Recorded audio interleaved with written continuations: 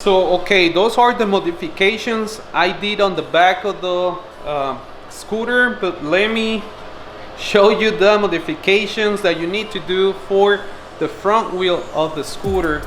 These are easier and doesn't require so much labor, and let me go just straight to the point. So the first modification is, so the modification you're gonna need to do on the front is this one right here. You're gonna need to cut these spacers right here. These ones, they come with the bike, and you're gonna take these ones off from the old wheel. You're gonna take this one and the other one right here, and you're gonna need to cut, like, man, I don't remember, it was like a 1/4 of or 3/8 of an inch, but you're gonna need to cut this down. Also, you're gonna need to put a little focus right there, a little washer right here, and that's just to open the forks a little bit more, because if you don't do it, whenever the suspension compresses down, the forks, they start rubbing against the wheel. So you need to do this, because if you don't do it, whenever you go through a speed bump, the bike is gonna compress down and it's gonna stay there, because this part right here from the fork is gonna get stuck on the lip of the tire, and you're gonna get a lot of, you're gonna damage your tire and your forks if you don't do that. These those washers, I got it from Lowe's. You can get them from Home Depot. Also, the other modification is, man, I already say modifications like 20 times, but I'm gonna keep saying them because I don't know another word.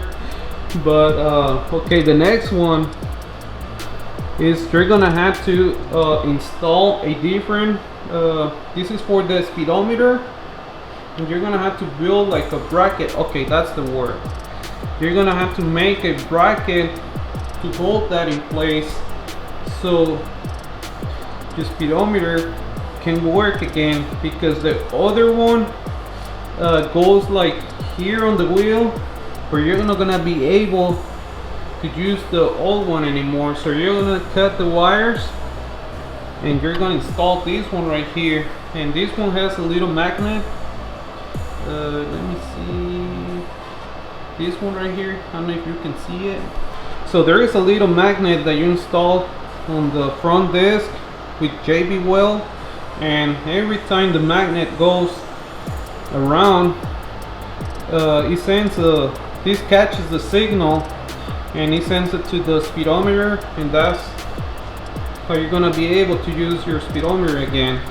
So also, you're gonna need, once you buy this wheel, you're not gonna be able to use the old front disc, because this wheel has 3 holes for the rotor, and the other one, I think it has 4 holes. So this one is for a Ruckus. It's a 220 millimeters long, or in the diameter is 220 millimeters, and it was like $27. This one right here. I'll put this on the link in the description below. Also, because you're gonna use a different disc, you're gonna need to make 2 spacers.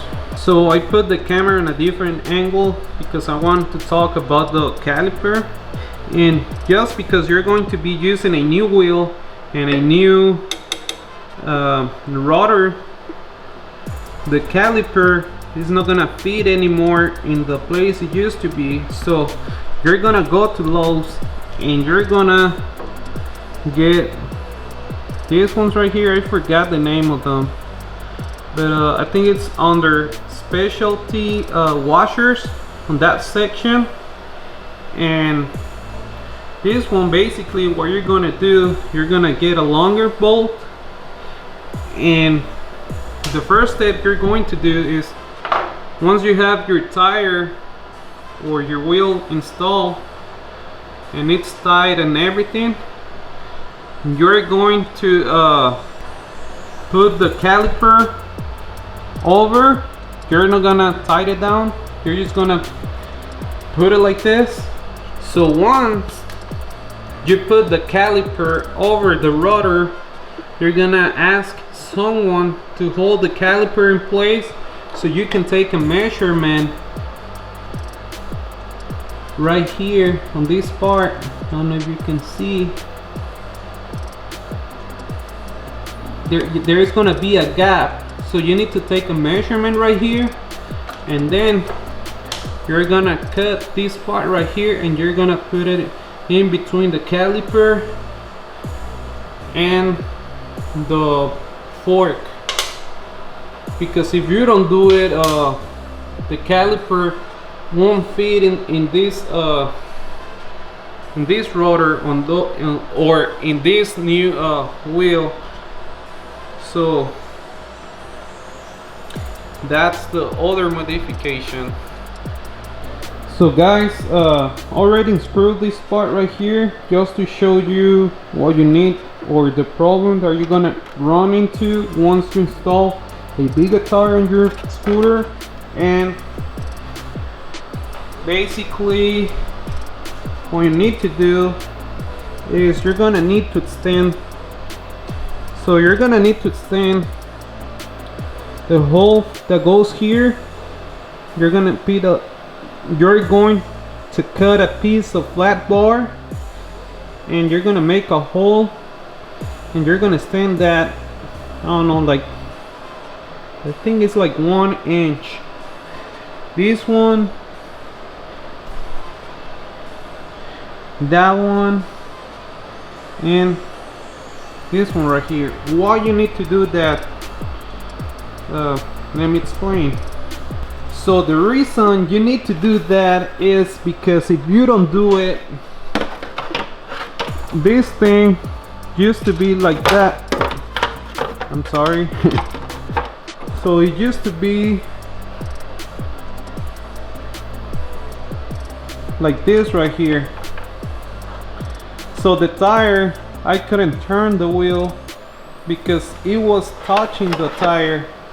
So what I needed to do is move it, and if you can see, that way and down, and now, well, let me just show you the other side.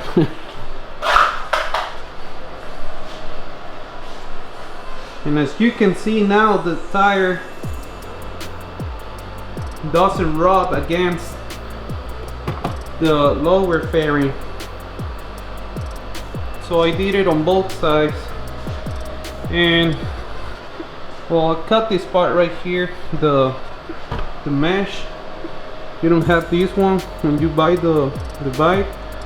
I just went to Home Depot and buy this like a mesh and stick it on there, and that's because I have a oil cooler, but that's gonna be another video about the mods I have and how does it run and how fast does it go, and 0 to 60 and all that stuff. That's all you need to know. Those are just the modifications you need to do just to install the rear wheel and the front wheel on your scooter. So if you made it this far into the video, thank you so much for watching. And if you live in Savannah, Georgia, or you can come down here and you need help to build your scooter, hit me up. I'll be more than happy to help you. And you know, I'll see you in the next video, but let me show you how this scooter sounds, okay? But I'll see you in the next one.